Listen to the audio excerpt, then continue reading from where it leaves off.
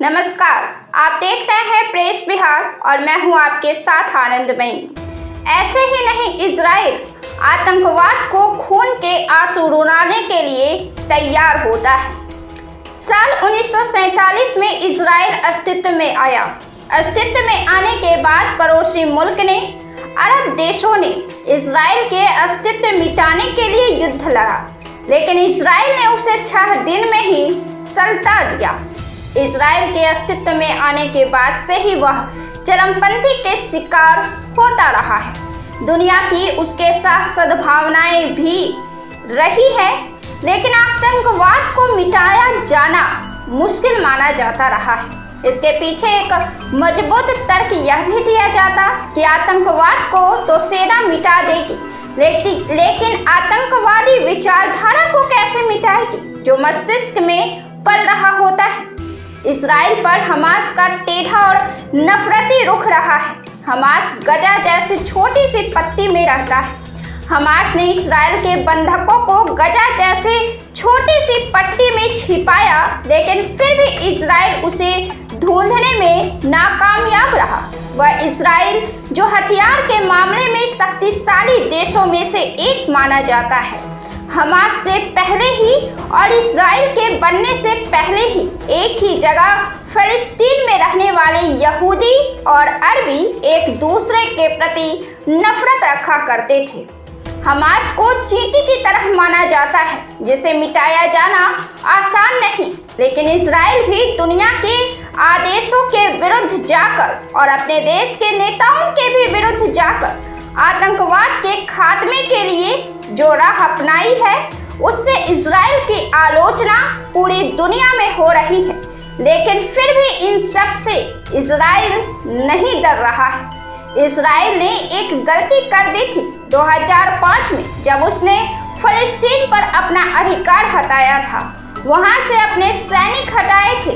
उसके बाद ही यहाँ हमास नामक चरमपंथी का कब्जा हो गया और इजराइल आतंकवाद से जूझने लगा।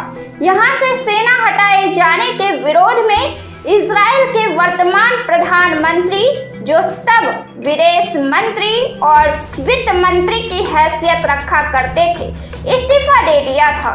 वर्तमान में आतंकवाद से निपटने के लिए इजराइल प्रधानमंत्री नेतन्याहू ने जो रास्ता चुना है, उससे पूरी दुनिया में आलोचनाएं हो रही हैं, लेकिन इससे इजराइल प्रधानमंत्री नेतन्याहू को कोई फर्क नहीं पड़ता है।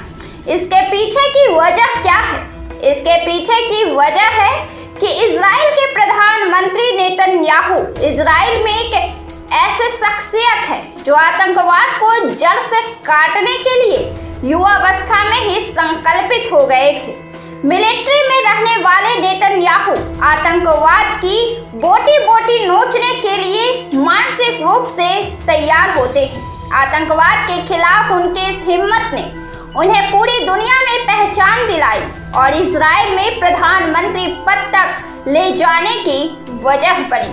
1948 में इजराइल बना और 1949 में नेतन्याहू का जन्म हुआ। इनका बचपन से ही अमेरिका से करीब का संबंध है। बिन्यामिन बिबी नेतन्याहू का जन्म तेल अवीव में 1949 में हुआ था। इनके पिता बेंजियोन एक यहूदी एक्टिविस्ट रहे थे। वे इतिहासकार भी थे।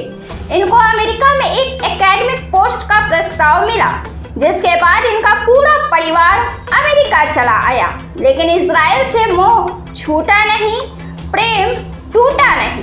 18 साल में नेतन्याहू इजराइल वापस आ गए और वे यहाँ 5 साल आर्मी में रहे। वे एक अहम कमांडो यूनिट में कैप्टन रहे। नेतन्याहू 1968 में बेरूट एयरपोर्ट पर हुए एक ऑपरेशन में भी शामिल रहे। इसके साथ ही वे 1973 में मध्य पूर्व का युद्ध में भी शामिल रहे। न केवल वे इस तरह की गतिविधियों में शामिल थे, बल्कि उनके भाई भी शामिल थे। 1976 में युगांडा के एंटबे में अगवा कर बंधक बनाए गए एक विमान को छुड़ाने के लिए अभियान में शामिल थे और इस अभियान में उनके भाई जोनाथन को जान से हाथ धोना पड़ा था। इसका बड़ा सदमा नेतन्याहू के परिवार को लगा था। इनके भाई का नाम इजराइल के महान हस्तियों में शामिल हो गया। नेतन्याहू ने अपने भाई की याद में एक आतंकवाद विरोधी इंस्टीट्यूट की स्थापना की और इसके बाद रातों रात वे पहचान में आ गए थे। हुआ यह था कि उनके इस कदम ने अमेरिका में इजराइल के राजदूत और भविष्य के विदेश मंत्री मोशे एरेंस का ध्यान उन्होंने खींच लिया था। एरेंस ने 1982 में बिन्यामिन नेतन्याहू को वाशिंगटन में अपना डिप्टी चीफ ऑफ मिशन नियुक्त किया। रातों रात नेतन्याहू के सार्वजनिक जीवन को पंख मिल गए। नेतन्याहू अमेरिकी अंदाज में बिल्कुल खड़ी इंग्लिश बोलते हैं, लेकिन इसके पहले वे आर्मी की सर्विस खत्म करने के बाद अमेरिका वापस आए थे। अपनी पढ़ाई पूरी करने के लिए उन्होंने Massachusetts institute of technology MIT से बैचलर और मास्टर की पढ़ाई पूरी की। एरेंस का साथ मिलते ही वो जल्द ही अमेरिका के टेलीविजन पर जाने माने चेहरा बन गए। वे पश्चिम में इजराइल की बात बड़ी मुखरता से रखने लगे थे। नेतन्याहू को 1984 में न्यूयॉर्क में UN में इजराइल का अस्थायी प्रतिनिधि बना दिया गया। 1948 में वे वापस इजराइल आए और यहाँ उन्होंने देश की राजनीति में दस्तक देने की सोची। उन्होंने संसदीय चुनाव जीता और फिर विदेश मंत्री बनाए गए। राजनीतिक तौर पर बिन्यामिन नेतन्याहू खुद को दक्षिणपंथी बताते हैं। 1992 में आम चुनाव में लिकुड पार्टी की हार हुई और उनको पार्टी का चेयरमैन बनाया गया। 1996 में इजराइल के प्रधानमंत्री की हत्या हो गई और राष्ट्रपति शिमोन पेरेस ने समय से पहले चुनाव की घोषणा कर दी। इस चुनाव में बिन्यामिन नेतन्याहू को सीधी जीत हासिल हुई।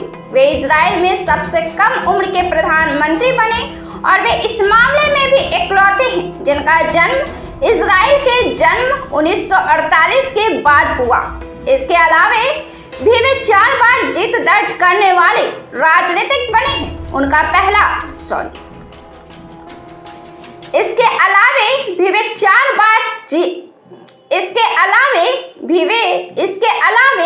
4 बार प्रधानमंत्री पद जीतने वाले राजनीतिज्ञ बने हैं। उनका पहला कार्यकाल काफी छोटा रहा।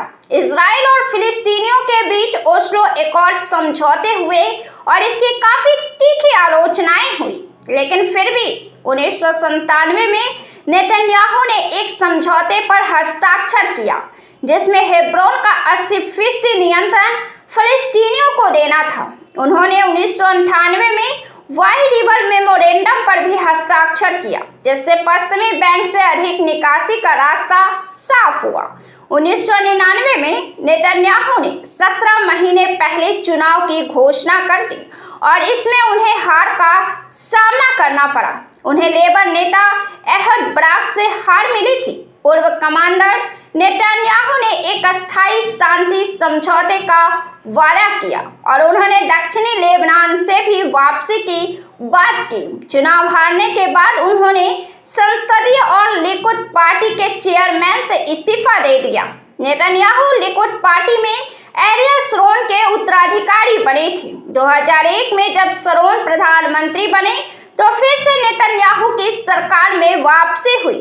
इस सरकार में वे पहले विदेश मंत्री बने और फिर बाद में वित्त मंत्री बनाए गए। 2005 में उन्होंने गजा पट्टी से सैनिकों की वापसी के फैसले पर विरोध के कारण इस्तीफा दे दिया था। 2005 में एक बार फिर से नेतन्याहू को मौका मिला, तब शरोन बड़े स्ट्रोक की चपेट में आ गए थे और उन्हें कोमा में भर्ती करना पड़ा था। लिकुड पार्टी में मतभेद उभरा और वह दो फाड़ हो गई थी। नेतन्याहू ने लिकुड पार्टी का नेतृत्व जीता और वह शरोन के उत्तराधिकारी एहुड ओलमर्ट के कड़े आलोचक के रूप में सामने आए।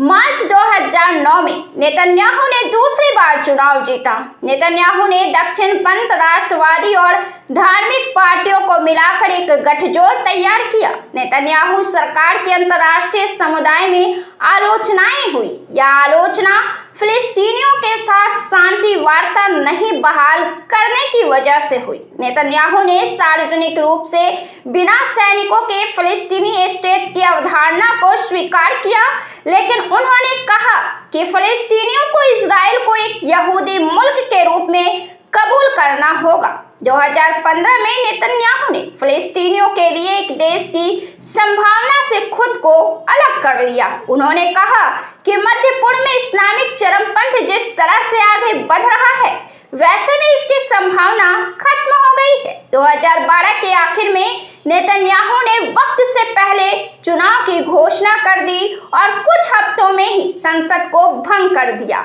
इसके बाद नेतन्याहू ने गजा में चरमपंथियों के खिलाफ बड़ी कार्रवाई का आदेश दिया। उन्होंने ऐसा इजराइल में एक रॉकेट फायरिंग के बाद आदेश दिया था।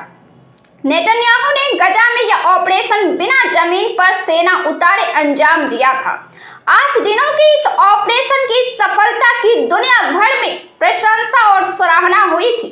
जुलाई 2014 में एक बार नेतन्याहू ने गजा में एक बड़ा ऑपरेशन चलाया था। 50 दिनों की इस लड़ाई में 2100 से ज्यादा फिलिस्तीनियों की मौत हुई। फिलिस्तीन में यूएन के अधिकारियों के मुताबिक इनमें से ज्यादातर आम नागरिक शामिल थे। इजराइल की तरफ से 67 सैनिक और 6 आम नागरिक मारे गए।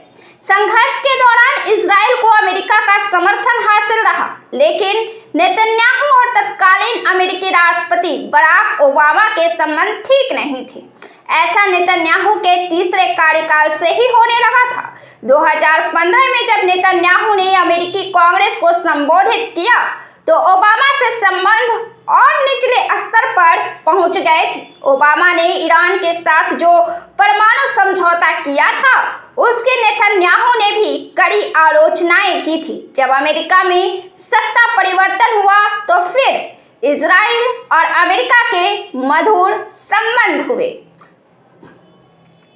आर्मी से इजराइल की सत्ता के शीर्ष तक पहुंचे हुए नेतन्याहू की छवि एक मजबूत नेता की है। नेतन्याहू के चुनावी मुद्दों में इजराइल की सुरक्षा सबसे पहले रहती है। ऐसे में फिलिस्तीनियों के प्रति उनका सख्त रवैया रहा है।